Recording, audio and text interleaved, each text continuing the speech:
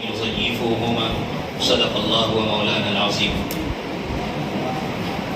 محترم سامعین حضرات، الحمدللہ تقریباً 17 پارے مکمل ہو چکے ہیں۔ آپ حضرات نے پابندی کے ساتھ اللہ کے کلام کو سنا اور تفسیر میں بھی کئی باتیں آپ کے سامنے آ رہی ہیں۔ بعض ساتھیوں نے اس بات کا اظہار کیا کہ الحمدللہ 10-15 منٹ بیٹھنے سے قرآن مجید کی بہت ساری باتیں ہمیں معلوم ہوئی۔ بعض وہ باتیں تھیں جو ہم نے آج تک سوچا نہیں کہ اللہ تعالیٰ نے قرآن میں اس طرح کی باتیں بھی بیان فرمائی ہیں۔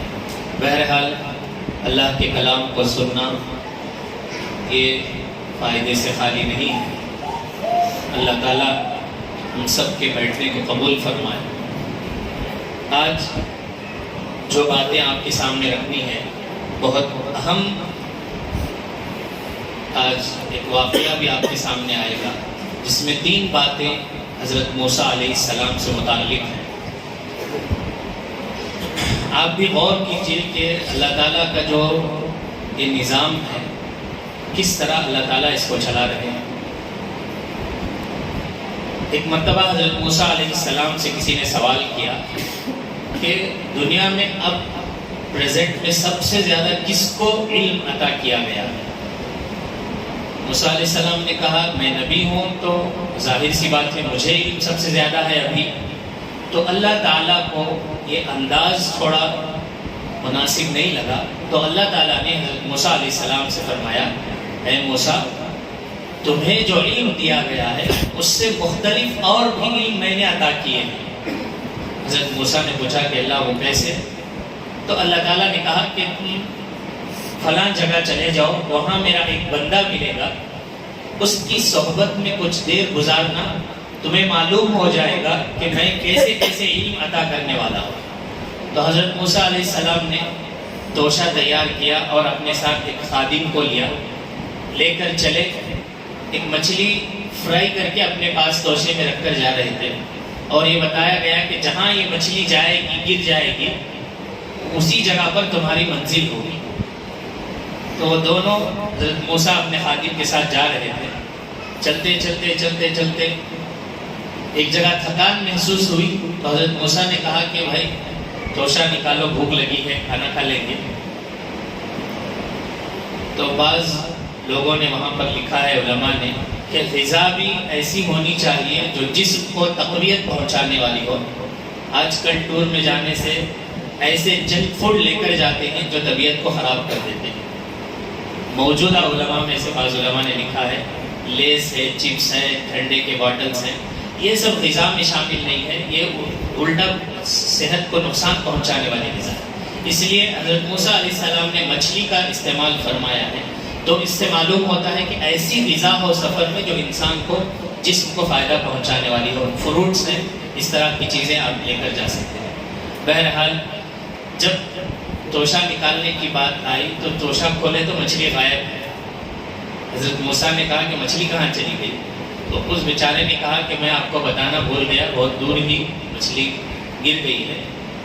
مفسرین نے لکھا ہے کہ جب تک مچھلی تھی، جب تک ان کی منزل نہیں آئی تھی، اس وقت تک ان کو چلنے میں سستی اور دشواری نہیں محسوس ہو رہی تھی۔ جب منزل سے آگے بڑھ گئے ہیں تب انہیں احساس ہوا۔ پھر واپس آئے اندازے کے مطابق، جب وہاں دیکھے تو ایک بزرگ ملے ان کو، ان سے بات چیت ہوئی، انہوں نے بتایا کہ اللہ نے مجھے آپ کے پاس بھیجا ہے۔ تو مختصر گفتگو ہونے کے بعد انہوں نے کہا کہ ٹھیک ہے آپ کو میں اپنے ساتھ لے کر چلوں گا، لیکن مجھے نہیں لگتا ہے کہ آپ کے اندر صبر اتنا ہوگا کہ میرے کاموں کو دیکھ کر آپ خاموش رہیں گے۔ یہ حضرت موسیٰ سے کہہ رہے، نبی سے۔ تو حضرت موسیٰ نے کہا نہیں میں ستجدنی انشاءاللہ من الصابرین، آپ مجھے صبر کرنے والا، میرے اندر بہت پیشنس ہے، آپ آرام سے رہو، میں صبر کر لوں گا۔ ٹھیک ہے، دونوں چلے۔ دوسری بستی میں جانا تھا تو درمیان میں کشتی لینا تھا کرائے پر۔ کشتی میں سوار ہو گئے، سوار ہو کر تھوڑی دور گئے تو حضرت خضر ان کا نام تھا جن سے ان کی ملاقات ہوئی۔ تو وہ حضرت خضر نے کیا کیا، تھوڑی دور جانے کے بعد کلاڑی یا کچھ ایسا ہتھیار لے کر اس کشتی کا ایک پھاٹک لکڑی کو توڑ دیا۔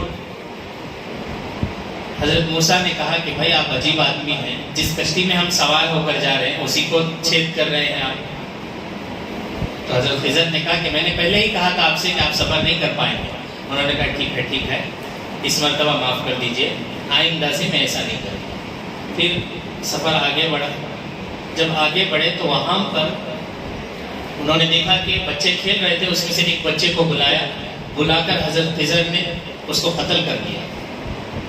حضرت موسیٰ علیہ السلام تو جلالی آدمی ہیں، آپ نے سنا ہوگا، اس سے پہلے بھی حضرت موسیٰ کے بارے میں خود اللہ تعالیٰ نے فرمایا فَوَقَذَهُ مُوسَىٰ فَقَضَىٰ عَلَيْهِ۔ ایک مرتبہ دو لوگ جھگڑ رہے تھے، ایک بنی اسرائیل میں سے تھا، ایک تبتی میں تھا، فرعون کی ٹیم کا تھا، ایک موسیٰ علیہ السلام کا، ایک مسلمان تھا اس زمانے کا۔ تو اس مسلمان نے جب حضرت موسیٰ کو مدد کے لیے بلایا تو موسیٰ علیہ السلام نے ایک ہی گھوسا ایسا مارا کہ وہ انا للہ ہو گیا۔ تو اتنے طاقتور تھے اور جلالی بھی تھے حضرت موسیٰ علیہ السلام۔ تو حضرت موسیٰ علیہ السلام نے کہا کہ آپ عجیب آدمی ہیں، ایک بچے کو جس کی کوئی غلطی نہیں ہے آپ نے بلا کر اس کو قتل کر دیا، مجھے سمجھ میں نہیں آ رہا۔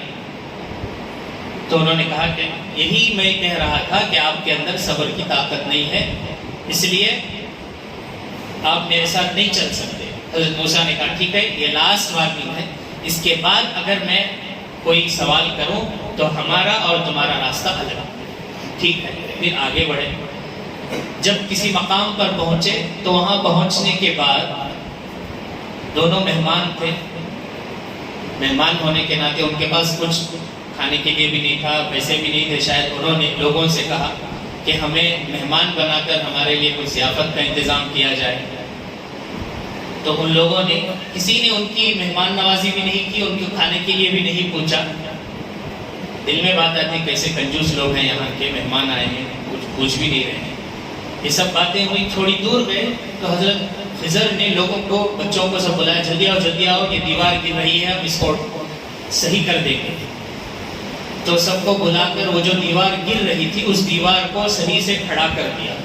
حضرت موسیٰ نے کہا کہ بھائی یہاں کے لوگ اتنے کنجوس ہیں، تو ایک وقت کا کھانا بھی نہیں دیے ہیں، آپ ان کے گاؤں والوں کے لیے ہیلپ کر رہے ہیں، آپ ان سے کچھ اجرت تو لے سکتے تھے کم سے کم، اسی میں ہم اپنا پیٹ بھر سکتے تھے۔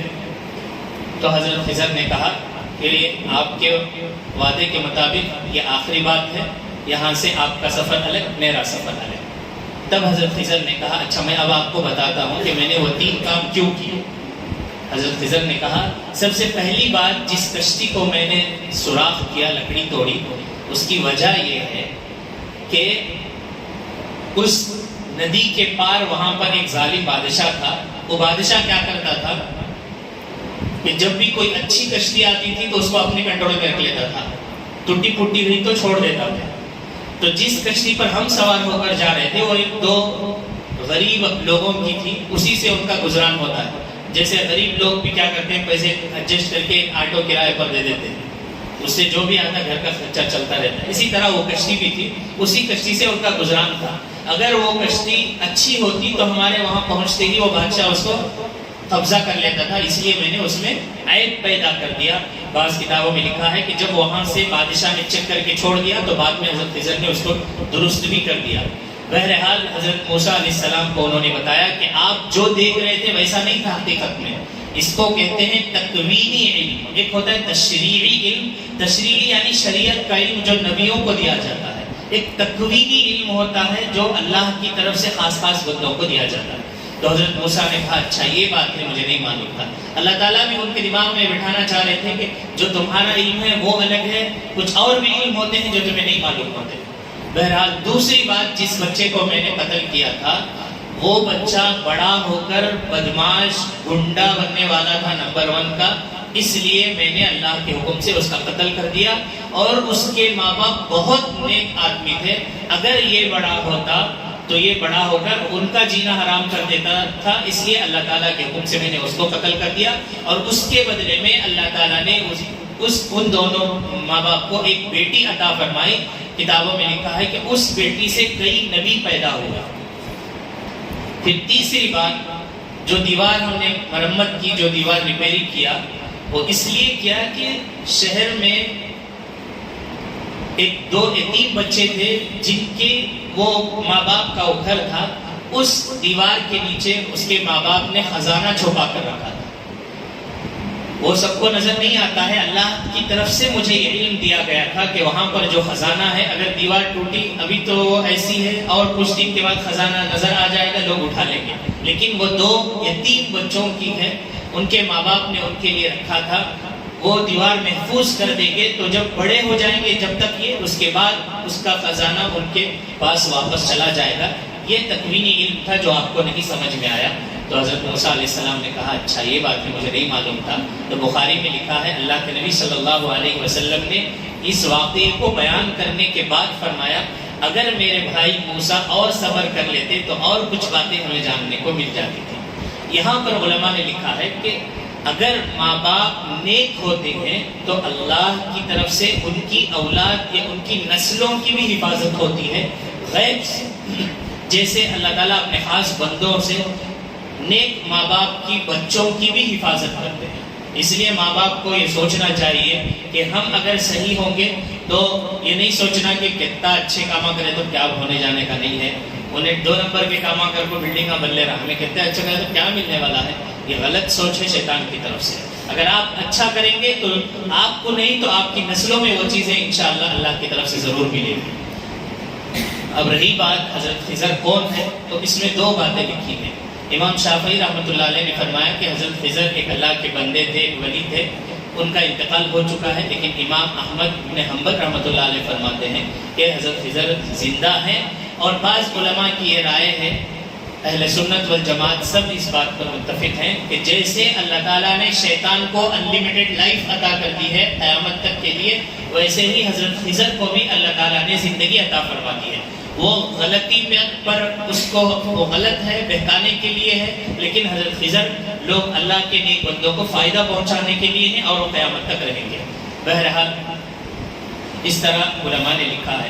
اس کے علاوہ اور بھی کئی باتیں آج کے تفسیر میں بھی آئی. حضرت ابراہیم علیہ السلام کے بارے میں آیا کہ حضرت ابراہیم علیہ السلام جس گھر میں پیدا ہوئے وہ گھر والے بھی ایک تو نبی ہیں، انہی کے باپ چاچا وغیرہ مورتیاں بناتے تھے، مورتی بناتے تھے، بازار میں بیچتے تھے. حضرت ابراہیم علیہ السلام جو نبی ہوتے ہیں پیدائشی ان کے دل میں دماغ میں اللہ تعالیٰ توحید کو بھر دیتے ہیں، اللہ کی وحدانیت کو فطری طور پر ان کے دلوں میں آ جاتی ہے. تو حضرت ابراہیم علیہ السلام دھیرے دھیرے جب بڑے ہوئے تو ایک مرتبہ ان کے والد نے کہا کہ آؤ ابراہیم چلو آج میلہ ہے، میلے میں چلتے ہیں. جب میلے میں جانے کی بات کی تو حضرت ابراہیم نے کہا انا سقیم، میری طبیعت ٹھیک نہیں، میں بیمار ہوں.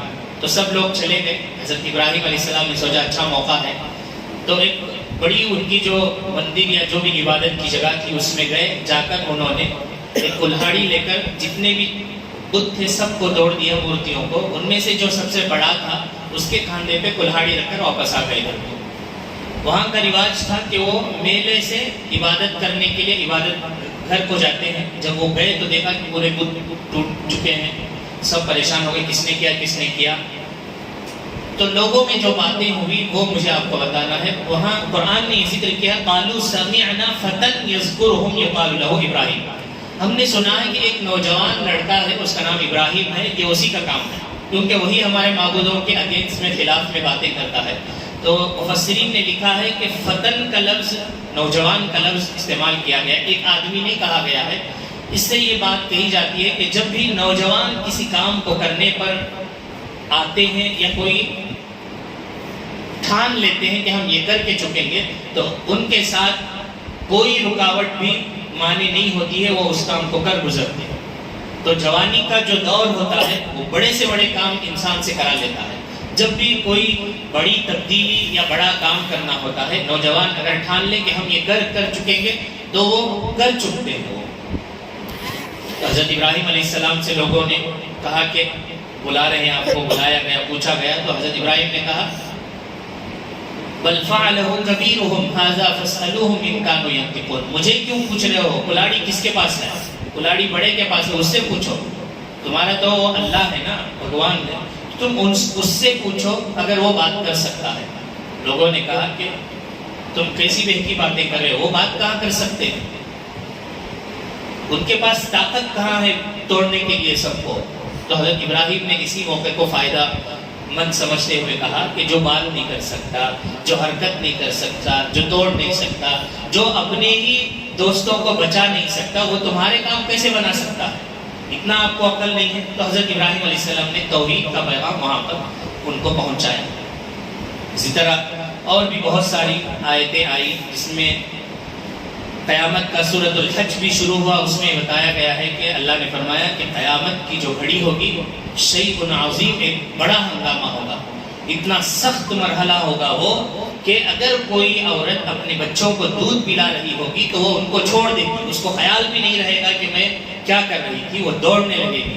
پھر اور آگے اللہ نے فرمایا تذهل كل مرضعة اما ارضعت وتضع كل ذات حمل حملها، اگر کوئی حاملہ عورت ہے تو وہ ایسا اس وقت ماحول ہو جائے گا کہ وہ اپنے بچے کو بھی گرا دے گی، اس کو احساس تک نہیں ہوگا، اتنا سنگین حال ہوگا کہ کسی کو کسی کی پرواہ نہیں ہوگی، سب اپنے بارے میں فکر کرنے والے ہوں گے۔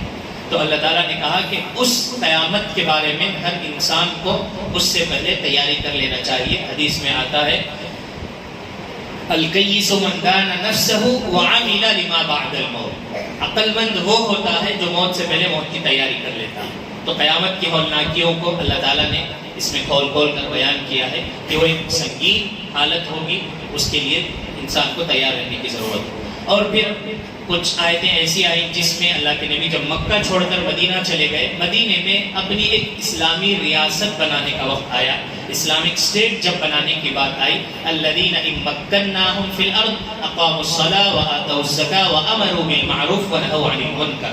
اللہ نے حکم دیا کہ اب یہاں پر آپ ایک اپنی اسلامی ریاست بنائیے۔ یہاں پر اللہ تعالیٰ نے یہ حکم دیا کہ اس زمین پر نماز قائم کی جائے، زکوٰۃ ادا کی جائے، اللہ کی طرف سے جو حکم کرنے کو کہا گیا ہے اچھائی کا حکم دیا جائے، برائیوں سے روکا جائے۔ کتابوں میں لکھا ہے کہ آپ صلی اللہ علیہ وسلم نے غالباً 50 سے 57 آرٹیکلز پر وہاں کا ایک قانون تیار کیا تھا۔ آج بھی دنیا میں جو بھی کنٹری ہے وہ اس قوانین کی روشنی میں ہی اپنے قوانین بناتے ہیں۔